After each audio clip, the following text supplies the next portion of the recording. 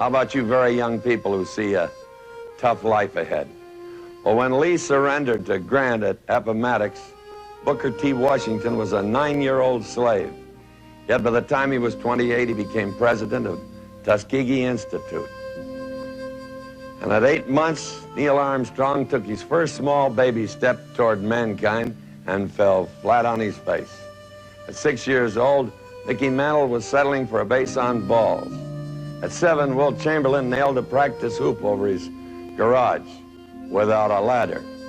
And at 8, Charles Lindbergh was flying a kite wondering how it'd feel to be up that high.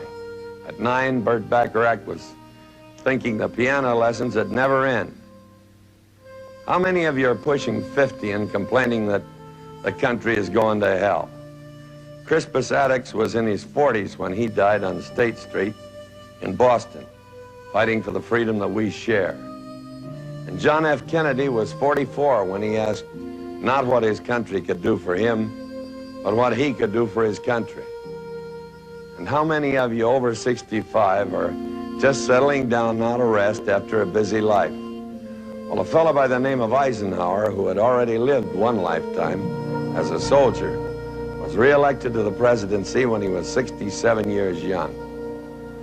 Well, by now I've made my point, or I never will. Oh, there's one other thing. Every man... The liberal establishment, the Democratic Party, and the left flank of Capitol are playing a cynical game post-George Floyd to pimp out black trauma and keep blacks wedded to Biden and the centrist wing of the Democratic Party.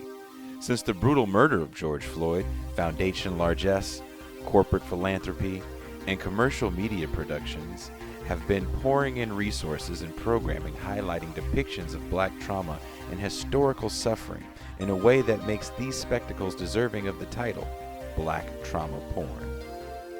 This posturing from the liberal establishment, which we know has never truly cared for the lives of the majority of black Americans who are working class or poor, serves two main functions. Originally, the post-George Floyd racial grievance discourse was viewed by liberals as an effective bulwark against Trump, as a counter to his racist dog whistles and his depiction as a brutal ogre, unfit for the presidency because of his comportment and offensive language. The focus on race and racism, divorced from any analysis of how capitalism demands racism to disproportionately render poor and working class blacks to labor redundancy, and the Reserve Army of Labor, has been the main form of racial grievance pushed by the black political class and its class partners during the 50-year counter-revolution that has spanned history since Martin Luther King was assassinated.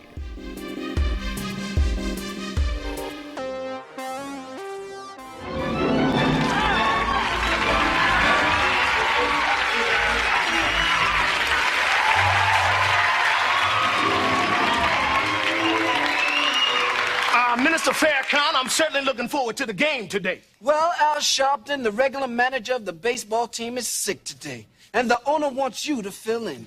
And it's important that you become familiar with all the players' names, especially since some of them are a little strange. Oh, I'm down. That's right, I'm down at 6, so you'll be taking his place. Say what? Say what's over in right field. So who's on first? No, Jews on first. Says who? The owner, Whitey. Whitey's on the team? That's right, with Jews on first, the man on second, Mr. Charlie at shortstop, and it's a conspiracy at third. Now, wait a minute. Who's at shortstop? Mr. Charlie. But now, isn't that a conspiracy? No, a conspiracy's at third. So then who's at first? No, Jews on first. Preach on. Preach on.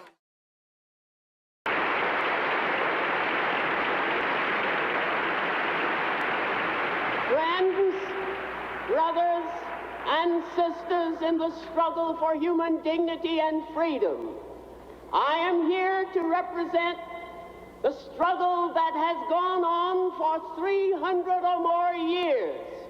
A struggle to be recognized as citizens in a country in which we were born. I have had about 40 or 50 years of struggle, ever since a little boy on the streets of Norfolk called me a nigger. I struck him back, and then I had to learn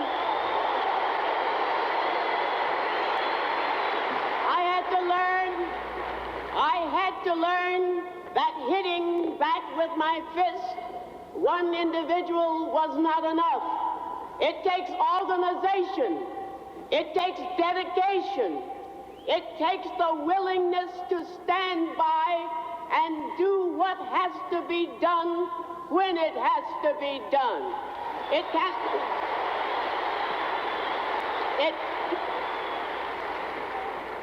A nice gathering like today is not enough. You have to go back and reach out to your neighbors who don't speak to you. And you have to reach out to your friends who think they are making it good and get them to understand that they, as well as you and I, cannot be free in America or anywhere else where there is capitalism and imperialism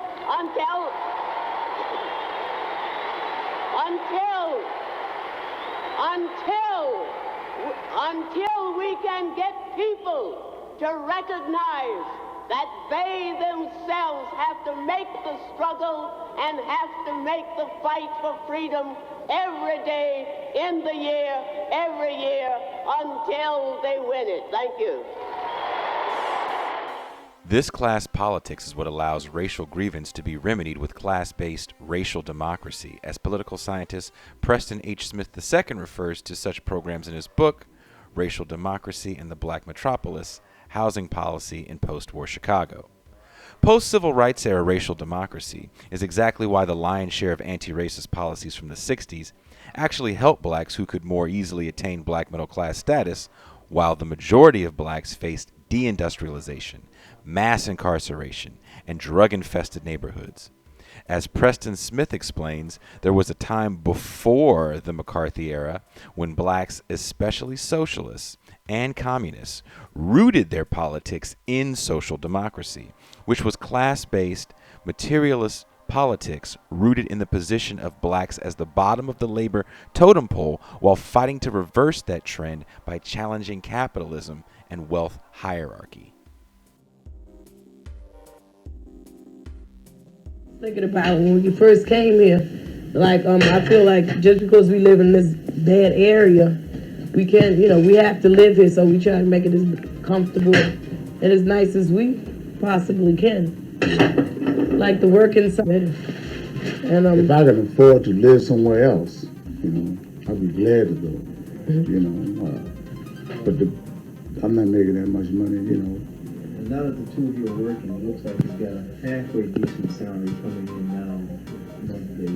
Do you find that you're still in the hole from old debts or what? Yeah. Yeah, because there was a situation,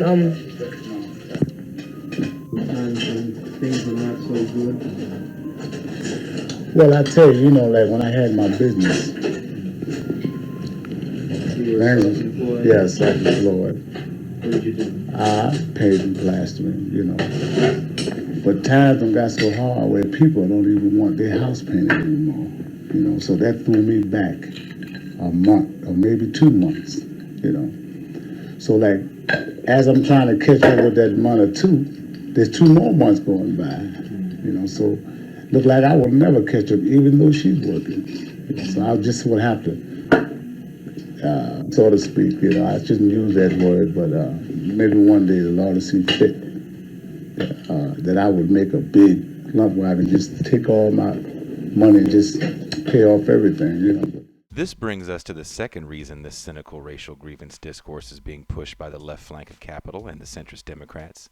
Such racial grievance posturing is being tolerated to ensure that blacks en masse do not join the Ocasio-Cortez, Bernie Sanders faction of the Democratic Party and enter the fight for more public goods government policy. Therefore, the reason why, even though the Sanders faction of the party offers the agenda most needed by poor and working class blacks who are at the majority, the black political class and its class acolytes will deem the Sanders coterie as class reductionists who don't care about racism, even though we know this is covered for the fact that the black political class is wedded to the centrist Democrats for its fat back and biscuits patronage. Say that out loud, so call at me whatever. I have no agenda. I don't like Bernie Sanders, not because of anything personal. I had the opportunity to watch him for 5 years now.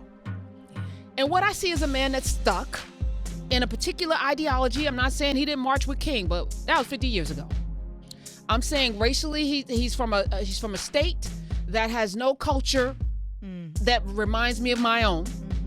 And the things that he says are insulting when he talks about black people. To me, that's my opinion. 6801825, because I promise to talk. If y'all call, I'm here. So let me see, where should I go first? Al in Virginia, welcome. Hey, Karen, how you doing? I'm good. Good. I just want to talk about Bernie Sanders. I'm with you, sister. Bernie will have to be the last man standing for me to vote for him.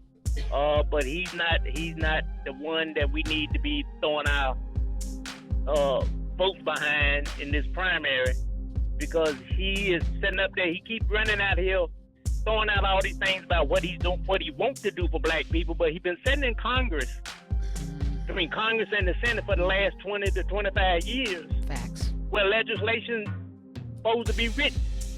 He hasn't done anything, but now he wants to make all these great programs and plans for African Americans and people of color since he wants to be president. The whole corporate black chattering class and black media establishment has been dispatched since the 2016 election to push blacks away from the socialist and anti-capitalist politics that was norm for black people before the McCarthy era. An integral part of the background of black activists and civil rights leaders like A. Philip Randolph, Ella Baker, Bayard Rustin, W.E.B. Du Bois, Paul Robeson, Hubert Harrison, and even the Black Panther Party was rooted in either socialism or communism. Even Martin Luther King and Malcolm X's politics shifted from simple anti-racism to challenging capitalism. Before Malcolm and Martin were assassinated, they both changed from simply focusing on racism to rooting the problem of blacks in the function of capitalism. Racism is the linchpin tool in keeping capitalism functioning in America. Therefore, for South Carolina Congressman James Clyburn to say, "I don't know of any black socialists," with a W.E.B. Du Bois statue in his office tells you how a big pharma paid leech like him is dispatched to deny black people the politics they need while using black politics and the charade of racial kinship to cloud his duplicity. But this has become the nature of black politics in the post-Obama era.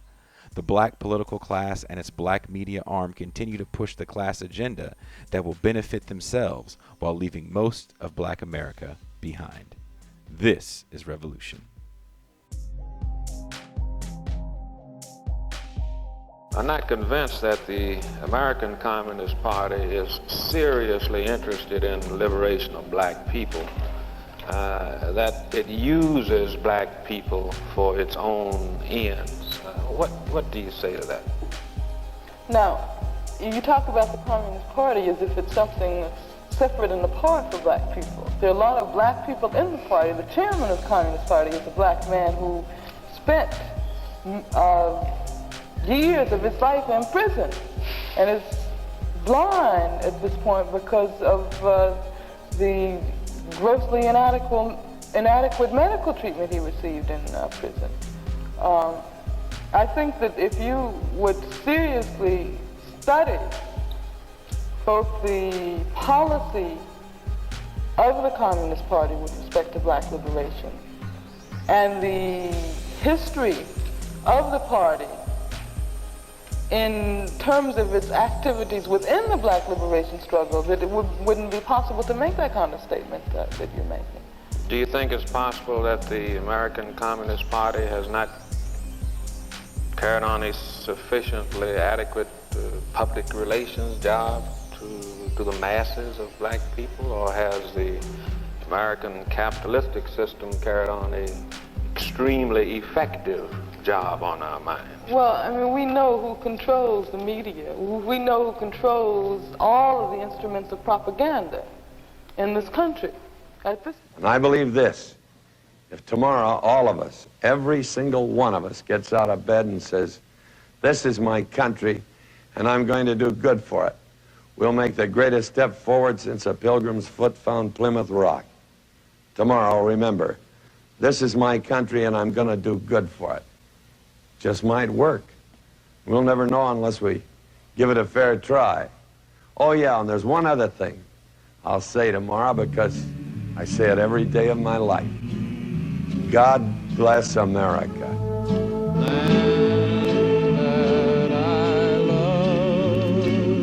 Stand beside her and guide her through the night with the light from above. From the mountains to the prairies, to the ocean wide with foam. God